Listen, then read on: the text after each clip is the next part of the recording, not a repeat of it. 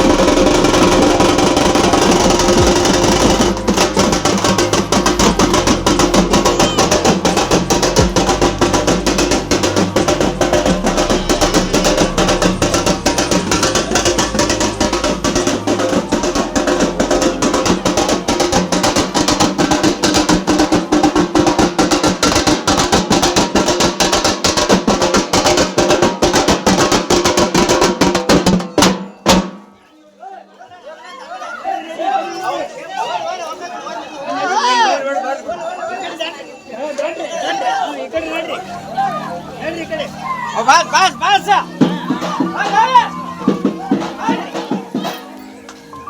ಏನಿಲ್ಲ ಬನ್ರಿ ಬನ್ರಿ ಏನಿಲ್ಲ ಬನ್ರಿ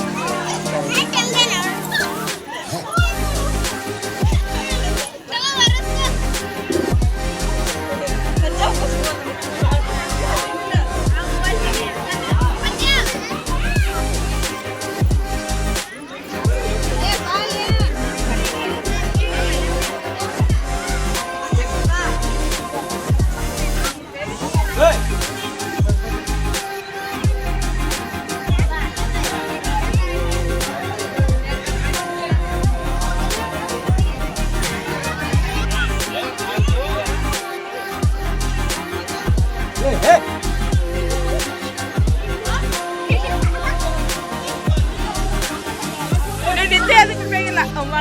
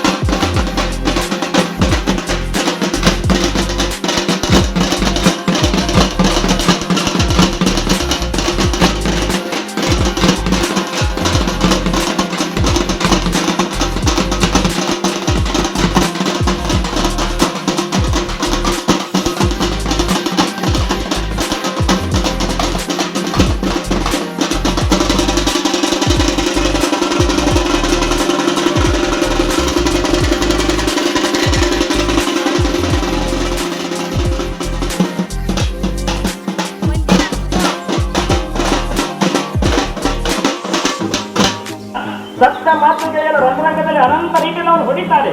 ದೇವಿಯ ಮುಖದ ಮೇಲೆ ಹೊಡಿತಾನೆ, ದೇವಿಯ ಗಾಯವಾಗುವಂತೆ ಹೊಡಿತಾನೆ. ಆದ್ರೂ ದೇವಿ ಅವನಿಗೆ ಅನಂತ ಯುದ್ಧ ನಡೀತದೆ, ಸಾಯೋದಿಲ್ಲ. ಅವನ ಶಕ್ತಿ ಅಂತ ಕೇಳ್ರಿ. ಇಂದು ಮಾತೃಕೆ ಗಣದ ಹೊಯ್ ಶಾಂತಿ ಕೈವಿದು ರಕ್ತ ಬೀಜನು ಎಂಬ ಮಹದೈತ್ಯ ನಿಂತ ಸರ್ವಾಲಿಂಗೆ ಶರಣರು ಶಂತು ಸುರಿಸುತ್ತಲಲ್ಲಿ ಅಸುರರು ನಿಂದಿಹರು ಶಾರೀರ ಕಾರುತ ಆಯುಧವ ಧರಿಸಿ ಬಂದು ತಾಮಿಂದ್ರಾಣಿ ವಜ್ರದಲಂದು ಹೊಯ್ಯಲು ದೇಹವೇ ಇದಂದು ಚೆಲ್ಲಿತು ರಕ್ತ ದಿಷ್ಟ ಶೌರ್ಯರು ಗಟ್ಟಿಕಾರರು ರಕ್ತವದು ತಾನೆಷ್ಟು ಬೆಂದಿತು ಅಷ್ಟು ಕರೆ ಖಡ್ಗಗಳನ್ನು ತಾಳಿ ಹುಟ್ಟಿದಳು ವಜ್ರದಲ್ಲಿ ಮಾತೆಯು ಹುಟ್ಟಿದರು ಅವರೇ. ನೋಡಿ, ಎಂಥ ತಪಸ್ಸು ನಿಮ್ಮದು, ಎಂಥ ವಿಶೇಷವಾಗಿರ್ತಕ್ಕಂಥ ಘೋರ ತಪಸ್ಸು, ಎಂಥ ಪರಾಕ್ರಮ. ಏನು ಮಾಡ್ರಿ, ನಾ ಹೇಗ ಇವರನ್ನ ಸೋಲಿಸಿದಿ ಈ ಯುದ್ಧರಂಗದಲ್ಲಿ ಜಯಬೇರಿ ಹಾಕಿಕೊಳ್ಳಿ ಮಕ್ಕಳಿಗೆ ಅಂತಕ್ಕಂಥ ವಿಚಾರ ಮಾಡಿದಾಗ ದೇವಿ ದಿಕ್ಕ ತೋಚುವುದಿಲ್ಲ. ಇಡೀ ಬ್ರಹ್ಮಾಂಡವೇ ಹಾಕಿದ, ಇಶಿ ವಿಶ್ವವೇ ಹಾಕಿದ ಬೆಳಗ್ಗೆ ಏನು ವಿಚಾರ ಮಾಡಲಿಕ್ಕೆ ಅಂತ ಹೇಳಿದ್ರೆ, ಈ ಒಂದು ಹಣಿ ಇವರಂತೆ ಒಬ್ಬರು ಚುಚ್ಚಿದ್ರೆ 1000 ಮಂದಿ ಆಯ್ತು, ಇವರೆಲ್ಲರೂ ಕೊಂದ್ರೆ ಹಾಗೆ 1000 ಹೇಳ್ತಾರೆ. ನಾ ಬದುಕೋದು ಹೇಗೆ ಅಂತ ತಿಳ್ಕೊಂಡು ಏನು ಮಾಡಿಲ್ಲೋ, ದೇವಿಯ ತನ್ನ ಸುಂದರವಾಗಿರ್ತಕ್ಕಂಥ ಶಕ್ತಿ ಭರಿತವಾಗಿರ್ತಕ್ಕಂಥ ನಾಲಿಗೆಯನ್ನೇ ಭೂಮಿ ತುಂಬ ಚಾಚಿತ್ತು ದೇವಿ. ಚಾಚಿಬಿಟ್ಟಂತೆ, ಚಾಚಿದಾಗ ಮತ್ತೆ ಅವ್ರು ಎಲ್ಲಿ ಬೀಳ್ಬೇಕು, ಚುಚ್ಚಿದಕ್ಕೆ ನಾಲಿಗೆ ಮೇಲೆ ಬೀಳ್ಬೇಕಲ್ಲ. ಹಾಗೆ ನಾಲಿಗೆನ ಚಾಚಿ ಯುದ್ಧವನ್ನು ಮಾಡ್ಲಿಕ್ಕೆ ಹತ್ತಿದ್ದು ಎಲ್ಲರೂ ಬಿದ್ದವರೆಲ್ಲ ಆ ನಾಲಿಗೆ ಮೇಲೆ ಬೀಳ್ಬೇಕು. ಆ ನಾಲಿಗೆಯನ್ನ ಸರಳನ್ನು ನಾಲಿಗೆ ಒಳಗೆ ತಗೊಂಡ್ಬಿಟ್ಟಂತೆ ಎಲ್ಲಾ ರಕ್ತ ಸರಣ ಕುಡಿದು ನಿಂಗೆ ಬಿಟ್ಬಿಟ್ಟರು ದೇವಿ. ಅವಾಗ ರಕ್ತ ಬೀಜಾಸುರ ಸತ್ತ.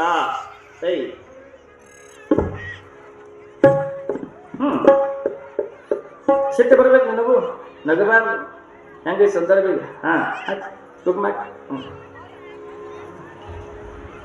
ರಕ್ತ ಬೀಜಾಸುರ ಯಾವಾಗ ಸತ್ತ, ದೇವತೆ ನಿಟ್ಟುಸಿರಿ ಬಿಟ್ಟು ಬಿಟ್ಲು. ಆಹಾ, ತಣ್ಣಗಾಯ್ತು ಬ್ರಹ್ಮಾಂಡ.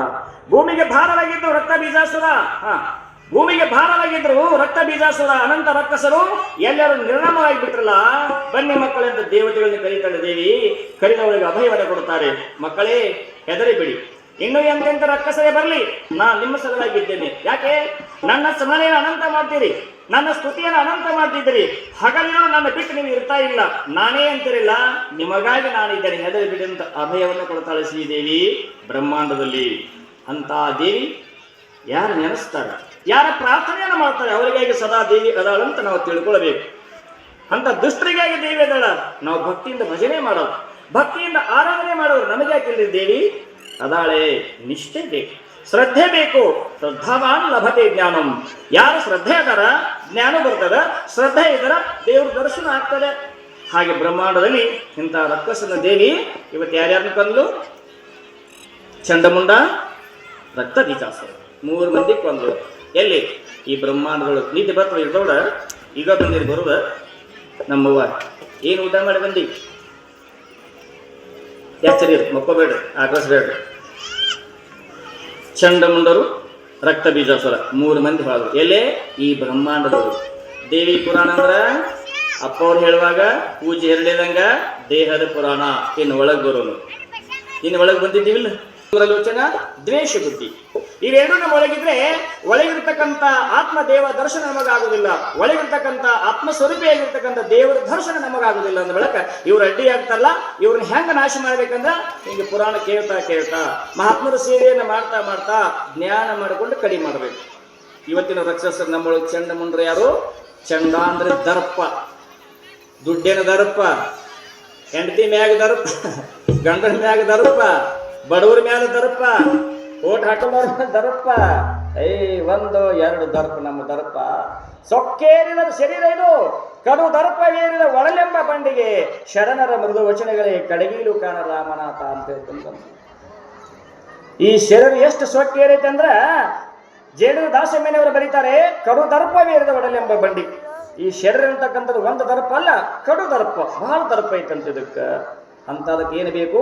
ಶರಣರ ಮೃದು ವಚನಗಳೇ. ಈಗೇನು ಕೇಳಾಕತ್ತಿರಲ್ಲ, ಇಂಥ ಅಪ್ಪವ್ರ ವಚನಗಳೇ ಬೇಕು. ನೀವು ಬಂಡಿ ತಗೊಂಡಿರಿ, ಹಿಂದಿನ ಕಾಲದಾಗಿದ್ದು ಚಕ್ಕಡಿ ಅಂತ, ಈಗ ಒಂದೊಂದು ಕಡೆ ಅದಾವ. ಬಂಡಿ ತಗೊಂಡಿರಿ 50-60 ಸಾವಿರ ರೂಪಾಯಿ ಕೊಟ್ಟು ಬಂಡಿ ಮಾಡಿಸಿದ್ರಿ. ಬಂಡಿ ಒಳಗೆ ಎಲ್ಲ ಸರಂಜಾಮಗಳನ್ನು ತುಂಬಿಕೊಂಡಿದ್ರಿ. ಮಕ್ಕಳ ಮರಿ ಹೆಣ್ರಿ ಎಲ್ಲ ತುಂಬಿಕೊಂಡ್ರಿ. ಎಲ್ಲಮ್ಮ ಗುಡ್ಡಕ್ಕೆ ಹೊಂಟಿರಿ.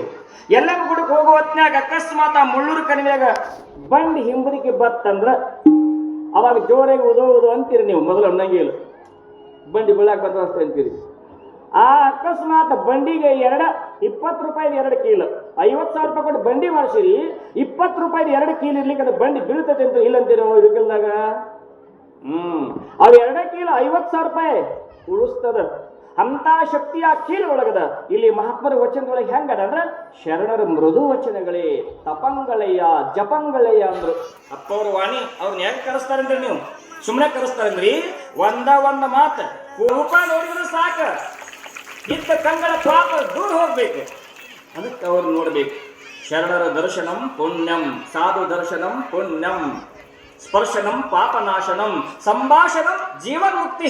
ಅವ್ರ ಜೊತೆ ಮಾತಾಡಿದ್ರೆ ಸಾಕು, ದಿನ ಸೇವಾ ಮಾಡಿ ನೀವು ಮುಕ್ತರ ಹಾಕಿರಿ. 3 ಮಾತು ಶಾಸ್ತ್ರ. ನಮ್ಮ ಹನಿವಾರ ಸುಮಾರು ಬಾಳವ. ಪುರಾಣ ನಡೆದಾಗ ಲೈಟ್ ಹೋಗುದು, ನಾಯಿಗಳು ಬಡ್ದಾಡುದು, ಇಲ್ಲಿ ಗುಡಾಳ ಮಂದಿ ಜಗಳ ತೆಗೆದು, ಹುಡುಗರು ಜಿಗದಾಡುದು.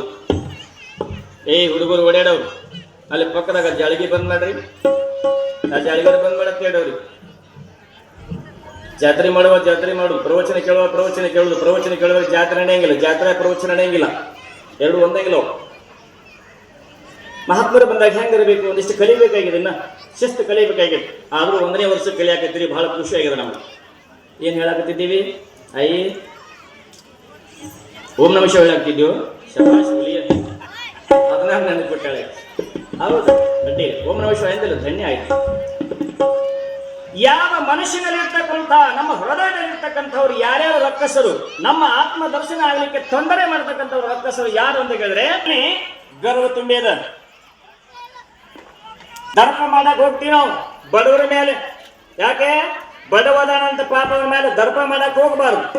ಅವನು ನಮ್ಮವಂತಕ್ಕಂಥ ಭಾವ ಇರಬೇಕು. ದರ್ಪ ಅವನ ಮೇಲೆ ಮಾಡಿದ್ರೆ ನಮ್ಮೊಳಗಿರ್ತಕ್ಕಂಥ ಆತ್ಮದರ್ಶನ ನಮಗಾಗೋದಿಲ್ಲ, ಅದು ದೋಷ ಆಗ್ತದೆ, ಮುಚ್ಚುತ್ತದೆ ನಮ್ಮ ಆತ್ಮಕ್ಕ. ಬಡವ ನನ್ನ ಹಾಗೆ ಇರಬೇಕು. ಶಾಲೆಗಳ ಗುರುಗಳ ಮಂತ್ರ ಹೇಳ್ತಾರೆ, ಏನಂತ?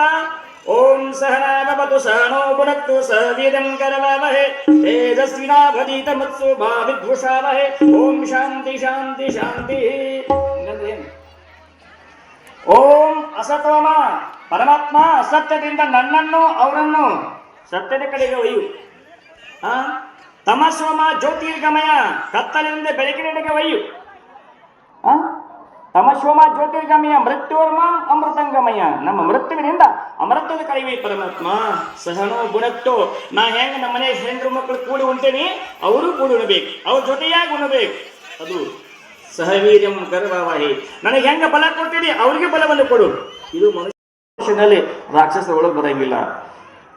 ತೇಜಸ್ವಿನಾವಧೀತ ಮಸ್ತು ಮಾ ವಿದ್ವಿಷಾವಹೈ. ನಮ್ಮೊಳಗ ವಿದ್ವಿಷಾವ ಬೇಡ, ದ್ವೇಷ ಬೇಡ, ನಮ್ಮಲ್ಲಿ ವೈರತ್ವ ಬೇಡ ಪರಮಾತ್ಮ ಅಂತ ಆ ಮಂತ್ರದ ಶಾಲೆ ಒಳಗೆ ಸರ್ ಅಂತಾರ. ಅಂದಾಗ ಶಾಂತಿ ಶಾಂತಿ ಶಾಂತಿ. ಎಲ್ಲಿಕಂದ್ರೆ ಚಿಂತಿ ಚಿಂತಿ, ಅಲ್ಲಿವರೆಗೆ ಭ್ರಾಂತಿ ಭ್ರಾಂತಿ, ಮೂಲೆ ಹಿಡಿದು ಕುಂತಿ. ಹೌದಿಲ್ಲ? ಬಹಳ ವಿಚಿತ್ರದ ಸಂಸ್ಕೃತ ಭಾಷೆಯಲ್ಲಿ ಅರ್ಥ ಹಿಂಗದ. ನಾವೆಲ್ಲ ದಿವಸ ಗುರು ಬ್ರಹ್ಮ ಅಂತೀವಿ, ಅದು ಸಂಸ್ಕೃತನೇ. ಗಜಾನನಂ ಅದು ಸಂಸ್ಕೃತನೇ. ನಿಮ್ಮ ಬಾಯಿ ಒಳಗೆ ಅದರ ಅರ್ಥೈಸ್ಕೊಳ್ಬೇಕು. ಅದನ್ನ ಅಂತ ಯಾವ ಚಂಡ ಮುಂದೋರು ದರ್ಪದಾರಲ್ಲ, ನಮ್ಮ ಶರೀರದೊಳಗ ಗರ್ವದ ಮತ್ತೆ ಬಲ ಅದ. ಶರೀರದಾಗ ಬಲ ಆಯ್ತಂತ ಯಾರು ಒದಿಬಾರ್ದು. ಶರೀರದಾಗ ಬಲ ಅದಂತ ಯಾರ ಮೇಲೆ ಅಧಿಕಾರ ತೋರಿಸಬಾರ್ದು. ಅಧಿಕಾರ ಬಹಳ ದಿವಸದಲ್ಲ, ಹೌದಿಲ್ಲ? ಅಧಿಕಾರ ಇದ್ದಾಗ ಅರಿಕೆ ಇರಲಿ ಅಂತ ಹೇಳ್ಯಾರ ಮಹಾತ್ಮರು. ಅಧಿಕಾರ ಬಂದಾಗ ಅರಿಕೆ ಇರಲಿ. ನನಗೆ ಅಧಿಕಾರ ಎದಕ್ಕೆ ಬೇಕು? ಸಮಾಜ ಜನ ನನ್ನ ಯಾಕೆ ಆರಿಸ್ತಂತಾರೆ? ಸಮಾಜ ಜನ ಊರ ಹಿರಿಯರನ್ನು ಎದಕ್ಕೆ ಮಾಡ್ಯಾರೆ? ಸಮಾಜ ಸೇವಾ ಮಾಡ್ಲಿಕ್ಕೆ. ಬಡವ ಬಲ್ಲಿಗರಿಗೆ, ಬಡವ ಬಗ್ಗರಿಗೆ ಏನು ಕಡಿಮೆ ಆಗ್ಯದ ಪಾಪ. ಯಾವುದರಿಂದ ಬಳಲ್ತಾರೆ? ಮನೆ ಇಲ್ಲ, ನೀರಿಲ್ಲ, ಲೈಟ್ ಇಲ್ಲ, ಆರ್ಥಿಕತೆ ಇಲ್ಲ, ವೈದ್ಯಕೀಯ ಇಲ್ಲ, ಉಪವಾಸ ಇಲ್ಲ, ಎಲ್ಲ ವಿಚಾರ ಮಾಡಬೇಕು. ಬಂತಂದ ಕುರ್ಚಿ ಮೇಲೆ ನಮಸ್ಕಾರ. ಯಾಕೆ ಬಂದೆ ಹೇಳ? ಹಿಂಗ್ ಬರ್ತದೆ ಕುರ್ಚಿ ಮೇಲೆ ಕೂತ್ಕೊಳ್ಳ. ಎಷ್ಟೋ ಮಂದಿ ಹಂಗದಾರ, ಒಬ್ಬೊಬ್ರು ಹಂಗಿಲ್ಲ. ಕುರ್ಚಿಗೆ ಹೋದ್ರು ಸರ್ ಯಾರೋ ಬಂದಾರ ಕಳ್ಸೊಳಗೆ ಅವ್ರನ್ನ ಕಳ್ಸ. ಯಾರು ಪಿ ಎ ಯಾರು ಕಳಿಸೊಳಗೆ ಅವ್ರನ್ನ. ಬರೀ ತಾಯಿ, ಬರೀ ತಂದೆ, ಏನ್ ಕೆಲಸ ನಿಮ್ಮೂರ ಏನಾಗ್ಬೇಕಾಗಿದೆ? ಬರೀ ಕೂತ್ಕೊಳ್ಳಿ, ಕುರ್ಚಿ ಹಾಕ್ತೀವಿ. ಎಷ್ಟು ಆತಿಥ್ಯ ಸತ್ಕಾರ ಮಾಡಬೇಕು ಅಧಿಕಾರ ಬಂದಾಗ. ಇವತ್ತಿನ ದಿನಮಾನದೊಳಗೆ ಅಂಥವ್ರು ಸಿಗೋದು ಅಪರೂಪ. ಅದಾರೆ ನಮಗೆ ಸಿಗ್ಬೇಕು, ನಾವು ಪುಣ್ಯ ಮಾಡಿರ್ಬೇಕು. ನಮ್ಮ ಊರಾಗ ಅದಾರ, ಹೊರಸ್ಥಳದೊಳಗೆ ಅದಾರ. ಆದ್ರೆ ವಿಚಾರ ಮಾಡಬೇಕು, ದರ್ಪ ಮಾಡಬಾರ್ದ ಹೊತ್ತಿನಲ್ಲಿ. ಒಂದು ರಾಜಕೀಯವಾಗಲಿ, ಒಂದು ಗ್ರಾಮದಲ್ಲಿ ಯಾವುದೇ ಒಂದು ಅಧಿಕಾರ ಕೊಟ್ಟರು, ಸೇವಾ ಕೊಟ್ಟು ಸೇವಾ ದುರ್ಗನಾಗಲಿಕ್ಕೆ ವಿನಃ ಅಧಿಕಾರಿನೇ ಇದು ಕರ್ಮಾರ ಮಾಡು, ಅತ್ಯಾಚಾರ ಮಾಡು, ಏನಾರು ಮಾಡು, ನಿನಗಾಗ ಸುಖ ಕೊಡ್ತದ. 10 ವರ್ಷ ದಾಟಿತು ಅಂದ್ರ ಹಿಂದಿಂದ ಮುಂದಿಂದ ಎಲ್ಲಾ ತಗೊಂಡು ಬೇರೆ ಸಮೇತ ಕಿತ್ಕೊಂಡು ಹೋಗ್ತದ. ಸಮೂಲ ನಾಶಂ ಅಂತ ಹೇಳ್ತಾರೆ. ಹುಷಾರ ಬೇಕು. ಅದಕ್ಕೆ ದೇವಿ ಪರನ ಕೇಳುದು, ನೋಡಾಕ್ ಪುಸ್ತಕ ಕರೆ ಕೇಳಿರಿ. ಮೈಯಾಗ ಬಲ ಇತ್ತಂದ್ರ ಸತ್ತ ಕಾರ್ಯಕ್ಕೆ ಉಪಯೋಗ ಮಾಡ್ರಿ. ಮೈಯಾಗ ಬಲ ಇತ್ತಂದ್ರ ಸುಂದರವಾದ ನಿನ್ ತೆಗೆದುಕೊಂಡು ಕಳಿಸಿನಿ, ಅದನ್ನ ಕಳೆದ ತೆಗೆದು ಕಳಿಸಿನಿ ಅವ್ರಿಗೆ. ನಾ ಅಯ್ಯೋ 1 ಲಕ್ಷ ರೂಪಾಯಿ ಅಂತ ಅವ್ರ ಮನ್ಯಾಗ ಲಕ್ಷ ಏನ್ ಮಾಡ್ತೀವಿ, ಇಲ್ಲಿ ಲಕ್ಷ ಕೊಡು ಮೊದಲು ಅಂತೇಳಿ. ಈಗ ಲಕ್ಷ ಕೊಡು, ಅದೇನ್ ಮಾಡ್ತೀವಿ, ಬರ್ತೈತಿ ಹೋಗ್ತದೆ. ಅದಕ್ಕೆ ನಿನಗಂತ ತಲೆಗಾಡത്തിന് ಹೇಳಿನಂತೇಳಿ ನಮ್ಮ ಮನ್ಯಾಗ. ಅದಕ್ಕೆ ಪುಣ್ಯ ಅಂತಾರೆ, ಐತಂತ ಹೊರಗಿಟ್ಟಿ ದುಷ್ಟರು ಗಂಡು ಬಿಡುತ್ತಾರೆ. ಅದಕ್ಕಾಗಿ ಚಂಡಮುಂಡ ಅಂದ್ರೆ ನಮ್ಮೊಳಗ ದರ್ಪ ಮತ್ತು ಬಲ. ಬಲ ಇದ್ದಾಗ ಯಾರನ್ನ ಒದಿಬೇಡ್ರಿ, ಯಾರನ್ನ ಬಡಿಬೇಡ್ರಿ. ಹಿಂದೆ ಮಾಡಿದ ಕರ್ಮ ರಗಡಾಗಿ ಅಕ್ಕ ಮಾದೇವಿ ಹೇಳ್ತಾಳೆ ಏನಂತ, ಒಂದಲ್ಲ ಎರಡಲ್ಲ ಮೂರಲ್ಲ ನಾಲ್ಕಲ್ಲ. ಎಷ್ಟು ವಿಚಾರ ಅಕ್ಕ ಮಹಾದೇವಿ. 84 ಲಕ್ಷ ಜೀವರಾಶಿಯೊಳು ತಿರುದುಗಿನ ಬಂದೆ, ಬರಬಾರದ ಭವಂಗಳಲ್ಲಿ ನಾ ಬಂದೆ, ಉಣಬಾರದನ್ನು ಉಂಡೆ. ಹೇ ಪರಮಾತ್ಮ ಚನ್ನಮಲ್ಲಿಕಾರ್ಜುನ, ಹಿಂದೆ ಬರಬಾರದಂತ ಕಷ್ಟಗಳು ಬಂದಿತ್ತು, ಮಾಡಬಾರದ ಪಾಪಗಳನ್ನ ಮಾಡಿದೆ. ಇವತ್ತಾದರೂ ಅದನ್ನೆಲ್ಲ ಮರೆತು ನಿನ್ನ ಸೇವೆಯನ್ನು ಕೊಡು, ನಿನ್ನ ಸೇವೆಯನ್ನು ಕೊಡು, ನಿನ್ನ ನಾಮಸ್ಮರಣೆಯನ್ನು ಕೊಡು. ಈ ಜನ್ಮವನ್ನು ಮುಕ್ತ ಮಾಡುವಂತ ಅಕ್ಕ ಮಹಾದೇವಿ ಬೇಡ್ಕೊಂಡು, ಯಾರಿಗಾಗಿ? ತನಗಾಗಿ, ನಮಗಾಗಿ ಅಂತ ಅಕ್ಕ ಮಹಾದೇವಿ ಬೇಡ್ಕೊಂಡು ನಾವ್ಯಾಕೆ ಬೇಡ್ಕೋಬಾರ್ದು? ಸುಂದರವಾಗಿರ್ತಕ್ಕಂಥ ರಕ್ತ ಬೀಜಾಸುರ. ರಕ್ತ ಬೀಜಾಸುರ ಅಂದ್ರೆ ನಮ್ಮೊಳಗೆ ಯಾರು? ಇವು ನಮಗೆ ದುಃಖ ಕೊಡವನೇ. ಯಾರು? ಆಸೆ. ರಕ್ತ ಅಂದ್ರೆ ಆಸೆ, ಬೀಜ ಅಂದ್ರೆ ಕಾರಣ. ರಾಗದಿಂ ಬೇರಿನ್ನು ಭವ ಬೀಜ ಮುಂಟೆ. ಇದಕ್ಕ ಗಿಡ ಇದ್ದಂಗಂತ, ಇದು ಕರಿಗಿದ್ದಂಗಂತ. ಇದಕ್ಕೆ ಹೋದ್ರೆ ಮತ್ತೆ ಹರಿಯಾಗಿ ಬೆಳಿದ, ಇದು ಕಸ ತೆಗೆದ್ರೆ ಮತ್ತೆ ಹರಿಯಾಗಿ ಬೆಳಿದ.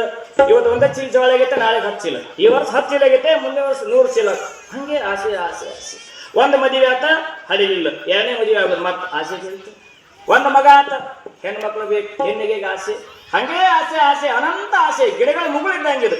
ಅದಕ್ಕೆ ಆಸೆಕ ಬಲಿಯಾಗಬೇಡ್ರಿ. ಆಸೆ ದಾಶತ್ವ, ಅತಿ ಆಸೆ ಗತಿಗೆಡಿಸಿತು. ಆಸೆ ಬಾಳ ಕೆಟ್ಟದ್ದು. ಯಾವಾಗಲೂ ಆಸೆಯಿಂದ ದೂರಿರಿ.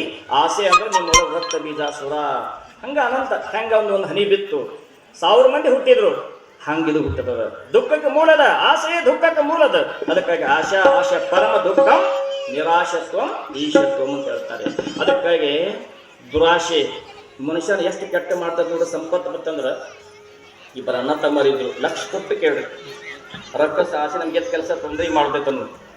ಇಬ್ಬರು ಹೈದರಾಬಾದಿಂದ ಮುಂಬೈಗೆ ದುಡಿಯಾಕ ಹೋದ್ರು. ಬಡತನ ಪರಿಸ್ಥಿತಿ. ಇಬ್ಬರದು ಮದುವೆ ಆಗಿತ್ತು.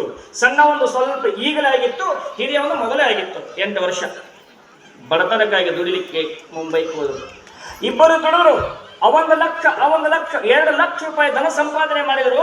ಇನ್ನು ಊರ ಕಡೆ ಬರಬೇಕು ಅನ್ನುವಷ್ಟರಲ್ಲಿ ಹಿರಿಯವನಿಗೆ ಒಂದು ದುರ್ಬುದ್ಧಿ ಬಂತು, ರಕ್ಕಸ ಬುದ್ಧಿ ಬಂತು, ಆಸೆ ದುರಾಶೆ ಬಂತು. ಏನಂತ, 2 ಲಕ್ಷ ರೂಪಾಯಿ ಇದಾವಲ್ಲ, ಈ 2 ಲಕ್ಷ ರೂಪಾಯಿ ಮನೆಗೆ ಹೋದಾಗ ನಮ್ಮ ತಮ್ಮಗೊಂದು ಪಾಲ, ನನಗೊಂದು ಪಾಲು 2 ಆಗ್ತದ.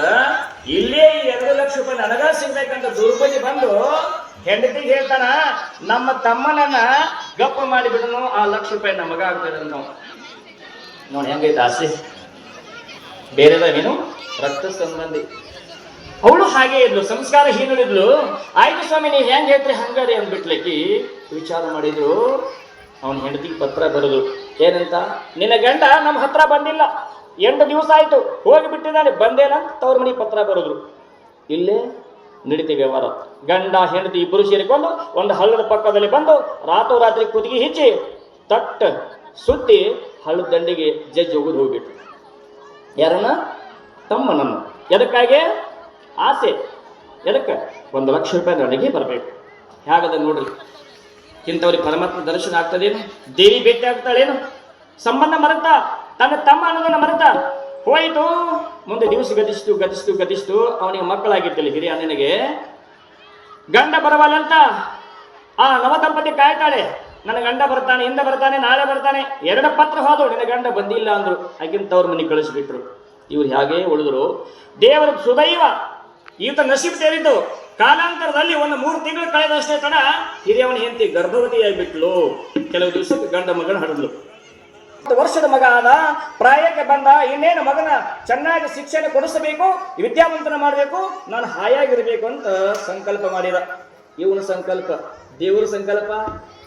ನಾ ಮಾಡುವುದೊಂದು, ದೇವರ ಮಾಡುವುದೊಂದು, ಸುಳ್ಳ ತಾ ಬಯಸಿದ್ರೆ ಆಗುವುದೊಂದು. ಕರಿಯ ತೊರಗ ಏರಬೇಕೆಂದನು ನರನು, ಬರಿಗಾಲಿನ ತಿರುಗೆಂದನು ಶಿವನು. ನೀ ಹಿಂಗ ಸಂಕಲ್ಪ ಮಾಡಿದಿ, ದೇವರ ಸಂಕಲ್ಪ ಬ್ಯಾರೆ ಅದ. 10 ವರ್ಷ ಸೇರಿಲ್ಲ ನಿಮ್ಗೆ. 8-9 ವರ್ಷ ಆಯ್ತು, ₹1,00,000 ನಮಗ ಬಂತು. ವಿದ್ಯಾವಂತ ಮಗಗೆಲ್ಲ ಖರ್ಚು ಮಾಡಿದ.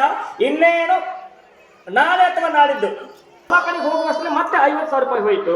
ಇನ್ನು ₹50,000 ಅಷ್ಟೇ ಉಳಿತು. ಅವನು 1,00,000 ಹೋಯ್ತು, ₹50,000 ಹೋಯ್ತು, ಇವನೊಳಗೆ ₹50,000 ಅಷ್ಟೇ ಉಳಿತು. ಇನ್ನೇನು 10-15 ನಿಮಿಷ ಇತ್ತು, ಜೋರಾಗಿ ರೋಗ ಬಂದಿತ್ತು ಮಗನಿಗೆ. ಹುಚ್ಚ ಹತ್ತಿದಂಗೆ ಮಗ ಜಿಗದಾಡ್ಲಿಕ್ಕೆ ಹತ್ತಿ ಎಂದು ಮಗ ಎಣ್ಣ ಅಂತಾನಲ್ಲ, ಏನು ವಿಚಿತ್ರ ಅಂದ. ಎಣ್ಣ ಬಾಯ್ ಬಾ, ಬೇಗ ಬಾ, ನಾ ಸಾಯ್ತೀನಿ, ಬೇಗ ಬಾ. ಯಾಕಪ್ಪ ಹೇಳು ಅಂತಂದ. ಏನಿಲ್ಲ, ನಾನು ಹುಟ್ಟಿ ಬಂದದ್ದು ನಿನ್ನ ಹೊಟ್ಟಿ ಒಳಗೆ ಎದಕ್ಕಂತ ಕೇಳಿದ್ರೆ, ನನ್ನ ₹1,00,000 ನೀನು ತಗೊಂಡಿದ್ದೆಲ್ಲ, ಕಸ್ಕೊಂಡಿದ್ದಿಲ್ಲ. ಆ ₹1,00,000 ಕಸ್ಕೊಳ್ಳಕ್ಕೆ ನಾ ಬಂದಿದ್ದೆ.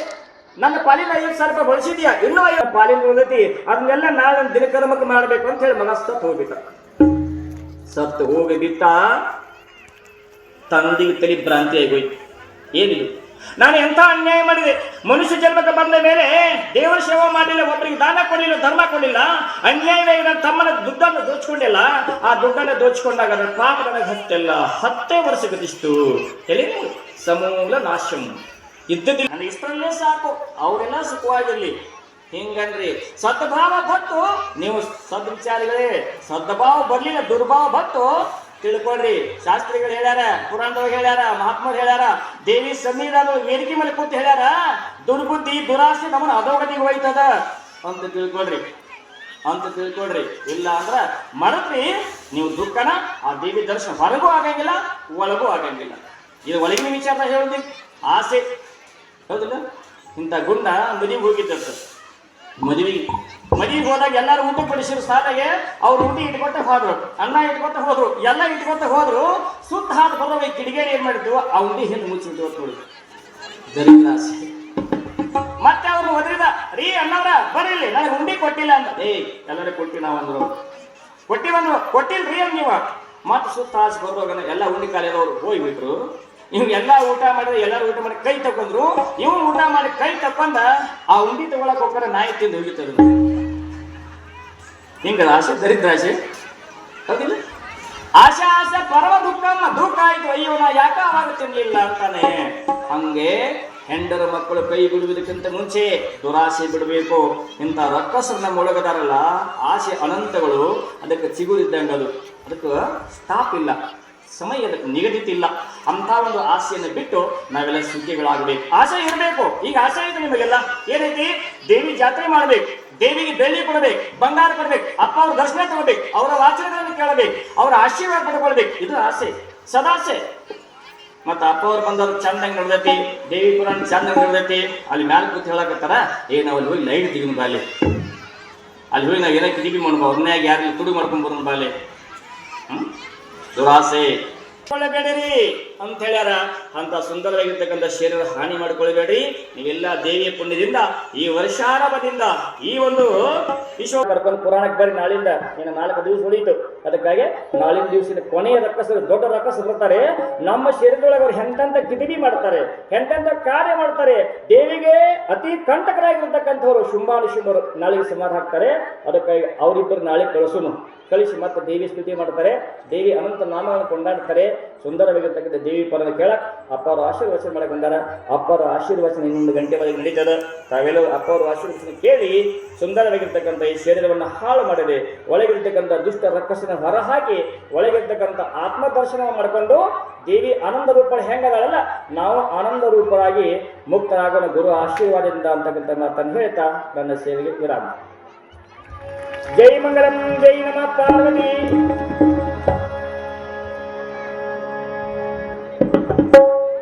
ಈ 7ನೇ ದಿನದ ಈ ಒಂದು ಸತ್ಸಂಗದಲ್ಲಿ, ಪ್ರವಚನದಲ್ಲಿ ಇವತ್ತು ಬರುವಂತಹ ಅಧ್ಯಾಯದಲ್ಲಿ ₹100 ಭಕ್ತಿ ಕಾರ್ಯಕ್ರಮ ಆಶೀರ್ವಾದ ಕೊಟ್ಟಿದ್ದಾರೆ. ಜಗನ್ಮಾತೆ ಪ್ರಸಾದ ಅಂತ ಭಕ್ತಿಯನ್ನು ಸ್ವೀಕರಿಸಿ ಅವರಿಗೆ ಕಲ್ಯಾಣ ಬಯಸ್ತಾ ಇದ್ದೇನೆ. ಹಾಗೆ ಒಬ್ಬರು ತಾಯಿಯಂದರು ಗುಪ್ತ ಕಾಣಿಕೆ ಕೊಟ್ಟಿದ್ದಾರೆ. ಭಕ್ತರು ತಾಯ್ತಾಯಿದ್ರು ಯಾರು ಒಬ್ಬರು ತಾಯಿಯಂದರು ನಮ್ಮ ಕಮಲಾಜ್ ಅವರಿಗೆ, ಶಾಂಬ್ ಅವರಿಗೆ ನಮಗೂ ಆರಂಭದಲ್ಲೇ ಕೊಟ್ಟಿದ್ದಾರೆ 100 ರೂಪಾಯಿಗಳನ್ನ. ಅವರಿಗೆ ಜಗನ್ಮಾತೆ ಶಕ್ತಿಯನ್ನು ಕೊಡಿ ಪ್ರಾರ್ಥಿಸಿ ಈ ಕಾಣಿಕೆ ಸ್ವೀಕರಿಸ್ತೀವಿ. ಹಾಗೆ ಈ ದಿನದ ನಮ್ಮ ಪರಮ ಪೂಜ್ಯರು ಪವಗದ ಪೂಜ್ಯರು ಈ ಒಂದು ಕಾರ್ಯಕ್ರಮದ ದಿವ್ಯ ಸಾನ್ನಿಧ್ಯವನ್ನು ದಯಪಾಲಿಸಿ ಬಹುಶಃ ನಾವೆಲ್ಲರೂ ನಿಜವಾಗಲೂ ಪುಣ್ಯವಂತರು ಅನ್ನುವಂಥ ಮಾತನ್ನು ಈ ಸಂದರ್ಭದಲ್ಲಿ ನಾನು ಹೇಳಲು ಇಷ್ಟಪಡ್ತಿದ್ದೀನಿ. ಗುರುಪದೇಶ ಮಂತ್ರವೈದ್ಯ, ಜಂಗಮೋಪದೇಶ ಶಸ್ತ್ರವೈದ್ಯ, ಭವರೋಗ ಗೆಲುವ ಪರಿಯ ನೋಡ, ಕೂಡಲ ಸಂಗಮ ಶರಣರ ಅನುಭವ ಬಡಿವಾಳನ ಕಾಯಕ ಎಂಬಂತೆ ಈ ದಿನ ನಿಮ್ಮೆಲ್ಲರಿಗೆ, ಯಾಕಂದರೆ ಅವರು ಅವತಾರ ಪುರುಷಗಳು. ಯದಾ ಯದಾ ಹಿ ಧರ್ಮಶ್ಯ ಗ್ಲಾನಿರ್ಭವತಿ ಭಾರತ ಅನ್ನುವಂತೆ ಇವತ್ತು ಅವರು ಅವತಾರ ಪುರುಷಗಳಾಗಿ ನಮ್ಮ ಎಲ್ಲ ಭಾಗದ ಜನರಿಗೆ ತಮ್ಮ ಒಂದು ಆಶೀರ್ವಾದದಿಂದ ಮಾರ್ಗದರ್ಶನವನ್ನು ಮಾಡ್ತಾ ದೈವತ್ವದ ಕಡೆಗೆ ನಮ್ಮನ್ನೆಲ್ಲ ಇವತ್ತು ಅವತಾರ ಪುರುಷಗಳಾಗಿ ಪ್ರಭಾವತರಾಗಿ ನಮ್ಮ ಮುಂದೆ ಇವತ್ತು ಪರಮ ಪೂಜ್ಯರು ಆಸೀನರಾಗಿದ್ದಾರೆ. ಪರಮ ಪೂಜ್ಯರ ಒಂದು ಆಶೀರ್ವಚನಕ್ಕೆ ನಾವು ಭಕ್ತಿಯಿಂದ ಎಲ್ಲ ಸದ್ಭಕ್ತರು ಕಿವಿಯಾಗೋಣ ಅಂತ ನಾನು ತಮ್ಮಲ್ಲಿ ವಿನಂತಿಸಿಕೊಳ್ತಾ ಇದ್ದೇನೆ.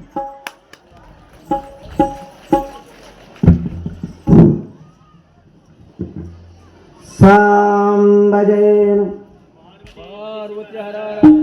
ಯಾಕೆ ನಿದ್ರಾಸ್ತೆಗೆ ಬಂದ್ರೇನ್ರಿ? ಯಾಕೆ ಊಟದ ಟೈಮ್ ಪ್ರಸಾದ ಟೈಮ್ ಆಗ್ಯದ. ಇನ್ನು ಮಟ್ಟ ಭಾಳ ಒಳ್ಳೆಯದೈತಿ ಅಂದ್ರೆ ನಮ್ಮ ಪುರಾಣದ ಕೇಳಿದ್ರು. ಸ್ವಲ್ಪ ನೋಡಿ ಜೈಕಾರ ಹಾಕ್ರಿ. ಯಾಕೆ ದೇವಿ ಜಾತ್ರೆ ಮಾಡತ್ತೀರಿ? ಹಾಂ, ಜೈ ಮಂಗಳಂ ಸದ್ಗುರು ಬಾಳೇಶ್ವರ ಮಹಾರಾಜ್ ಕಿ, अड़वी सिद्धेश्वर महाराज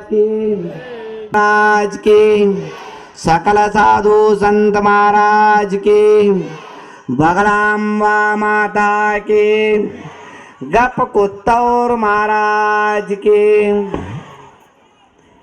जल्दी केळ्ತಾರೆ ನೋಡು. ಟೇಕಾಡ್ರಪ್ಪ. ಶ್ರೀ ಗೌರಲಿಂಗದ ಪಾದ ಪಂಕಜ ವಿಗಣ್ಣ ಮತಿಗೆ ಮಂಗಲ್ವಾನೋ, ಶ್ರೀಮಾದೇವಂಗೆ ಸೋಮಂಗೆ ಸುಖಪೂರ್ಣ ದಾಮಂಗೆ ಚೇತು ಮಂಗೆ ಸರ್ವ ವೇದಗಳಿಗೆ ಸರ್ವ ಬೋಧೆಗಳಿಗೆ ಸರ್ವ ಸಿದ್ಧಿಗಳಿಗೆ ಸರ್ವಕ್ಕೆ ಸರ್ವ ದೇವರ ಕೋರ್ಕೆ ಗಾದೆ ಕಾರಣವಾದ ಸರ್ವ ಮಂಗಲಿಗೆ ನತೆ ನಾಪೆ ಗುಣವಾನ ನನೆ ಮಾಲೆ ಗುಣಮಾನೆ ತೇಂದುವೆ ರಣಮೋಕಾನ ಬೇತ ಸಂಗಾಲ ತನಿವಂತೆ ಕೊಡುವ ನಾನು ವೇತಾನೆ ಕತ್ಯ ಗುಣ ಮಾತ್ರ ಬೆಡರಿ ಬೆನೆ ಮಾಲ್ಕೆ ಚಿನ್ನವ ಬರನತೆ ಇನ್ನ ಮಾರೋಪಾವೆ ದಂಗದಂತೆ ಜಾನೆ ನೆಲೆಗೊಂಡು ಭಿನ್ನ ಬೇದಾನ ಮೂರ್ತಿಗಳನ್ನ ಲಸವ ಅನ್ನಗನಾಳಿ ಲಕ್ಷ್ಮಿ ಪೂಜನ ಕರುಣಾರತದ ಕೋಡೆ ವರವ ಕಟಾಕ್ಷದ ಪರತತ್ವವಾರೋ ಲಾಪಾದ ವರಪುಣ್ಯಮಯ ಶರೀರದ ನಿರಾಬಾರಿ ಸದ್ಗೋರಲನ್ನ ಮಾನಸದಲ್ಲಿ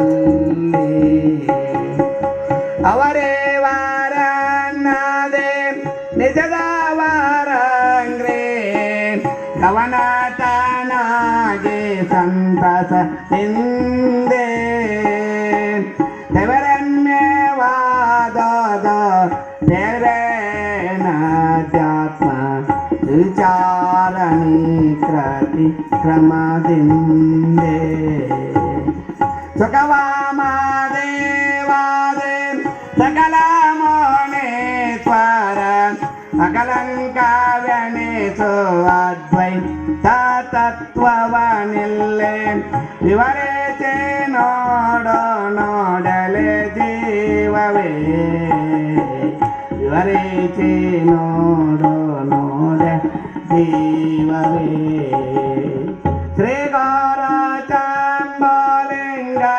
ಪಾದ ಪಂಕಜ ವಿಗನ್ನ ಮತಿಗೆ ಮಂಗ ವಾನ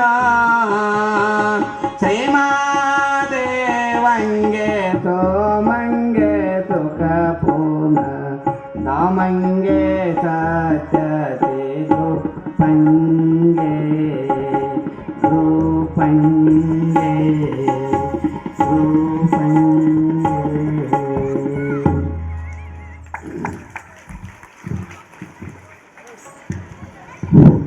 ವೇದವಾಕ್ಯವನ್ನೆಲ್ಲ ಮೋದದೆ ಕನ್ನಡದೆ ಬೋಧಿಸುತ್ತಾ ಜನರ ಭೇದಮತಿ ಕೆಡಿಸಿರುವ ಸಾಧನೆಗಳಿಗೆ ಮಣಿಯುವೆನು. ವೇದಾಂತ ತತ್ವವನ್ನು ಆದ್ಯಂತ ಬೋಧಿಸಿದ ಸಿದ್ಧ ಶ್ರೀ ಗುರುವೇ, ನಿನಗಾರು ಸರಿಯಿಲ್ಲ, ಬದ್ಧರಿಗೆ ಗುರುಜಿ ಗುರು ನೀನು.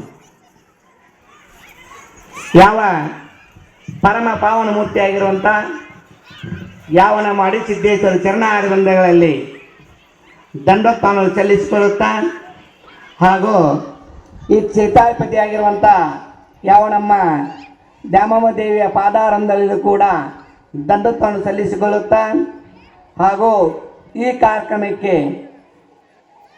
8 ದಿನ ಪರ್ಯಂತ 8 ದಿನ ಪರ್ಯಂತರ ಪುರಾಣವನ್ನು ಒಳ್ಳೆಯ ರೀತಿಯಿಂದ ನಿಮ್ಮೆಲ್ಲರ ಮಂದಿ ನಿರ್ವಹಿಸಿದ್ದಾರೆ. ಅವ್ರಿಗೂ ಕೂಡ ಶರಣಾರ್ಥಿಗಳನ್ನು ಹೇಳುತ್ತಾ ಹಾಗೂ ಈ ಕಾರ್ಯಕ್ರಮಕ್ಕೆ